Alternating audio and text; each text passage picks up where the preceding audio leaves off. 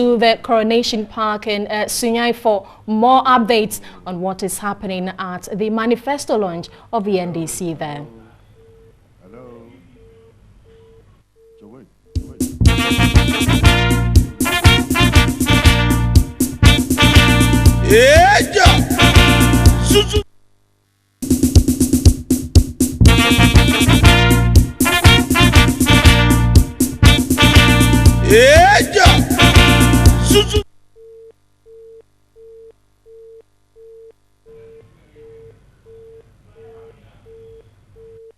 Well, so we are crossing over to the Coronation Park where the NDC is launching its manifesto, and we have on the ground our reporters who are there to give us live pictures and exactly what is happening there. We may be able to bring you all these details in our subsequent bulletins.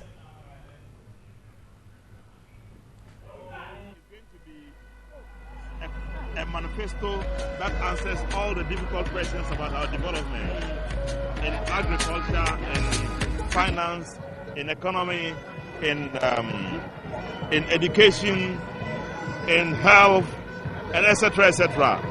It's going to be an elaborate definition of where we are and what you talk about elaborate. You talk about elaborate. Yes. We saw the highlight, and the highlight alone took well over 2 hours just to read. A lot of went to the fact that the president himself said there was a lot to read just with the highlight. I'm sure the document itself will be voluminous.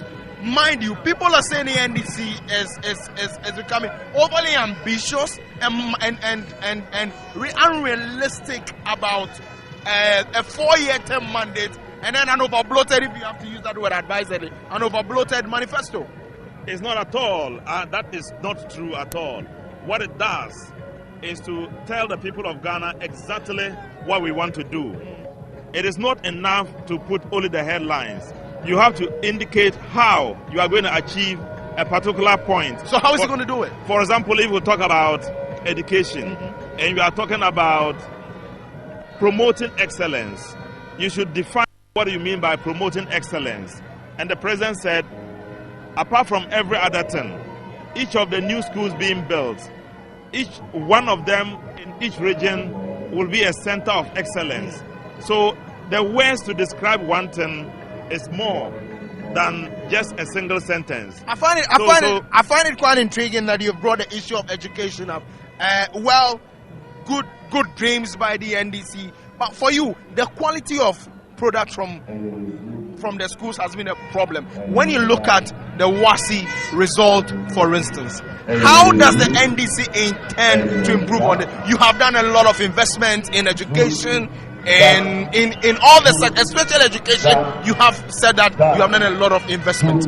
How has that improved, for instance, on the output? The children have not been doing necessarily well. Well, it was recognized. The president recognized it in his presentation. The fact that education has not been what we expect it to be, and the need for us to address the quality. When you address quantity, you need to address the quality too, and that's one of the areas of our emphasis. And the quality has to do with what is that? Ensuring supervision, ensuring textbooks, ensuring clean environment, and provision of tablets, provision of ITC material to update them on what they want to do, and every other thing that adds to the quality of education. It has to do with an internal arrangement, not the external size of the school, but internal arrangement that ensures quality materials are available, quality teachers are available. Even right now, we have started a process, and it will continue as indicated in the manifesto. And part of the process is going to be to match the kind of tuition, the qualification of a teacher to the kind of subject that is being taught. You are a realist. You say it as it is. Do you think with how voluminous the manifesto is going to be, with a lot of ambitions, the promises and all that, realistically, can the NDC achieve 100% what is included in the manifesto for 2016? Manifestos are normally intentions. They are blueprints. They are ways by which you can Why not attain. limit yourself? Yes, you said they are blueprints. Yes. They are some aspirations. Yes. Why not limit yourself to just what you can do? No, well, we should think big. Possibly you can achieve all. Possibly you might achieve some. But normally we want to achieve more than half of the promises we have made. And that's what the manifesto is all about. To give you an idea of the policy definition you want to put across to the voter.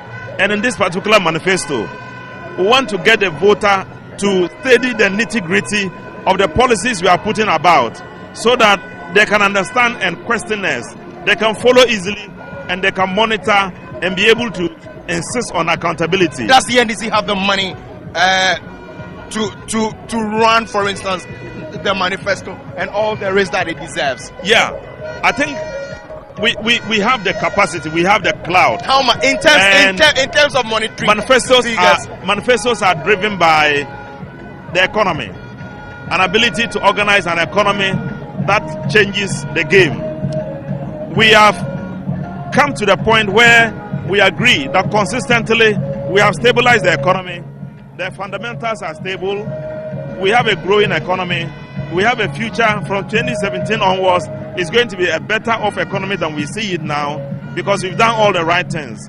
Now the next thing is to make sure that the economy serves us. And we know that by the kind of manifesto we have, it's going to serve us as best as we can. So I believe very strongly that this manifesto is corresponding with our economic capability that we are building. We are building a strong, stable and sustainable economy that can respond to the challenge of a good manifesto as we have done. What are the challenges of the manifesto as it stands now? You have seen the highlights. You've read it in detail. What are the challenges realistically? No, the challenge it hasn't been implemented yet. So yes, we don't. It hasn't. But you may foresee some in the future, isn't it? Okay. Actually, at the moment, I cannot foresee any challenge implementing that manifesto. I can only foresee a manifesto that the people will like when we start rolling it out. You know, we have vast amount of things that we are doing in the manifesto. People are looking at it, and I'm saying that one of the things that we expect them to do, to commit themselves to ensuring that we are accountable. The manifesto is detailed enough for us to understand, for each person, every Ghanaian to follow and be able to say whether something is doing well or not, whether we are going right or wrong. They will understand. So I'm very confident that it's a manifesto that is going to serve us well. It's a manifesto that we are going to be pleased with, and it's a manifesto that is going to be a game changer to ensure that we are no longer what we are. We'll be a better economy. All right, we're grateful to the Honorable Rashid Pelpohe. He is the state in charge of public at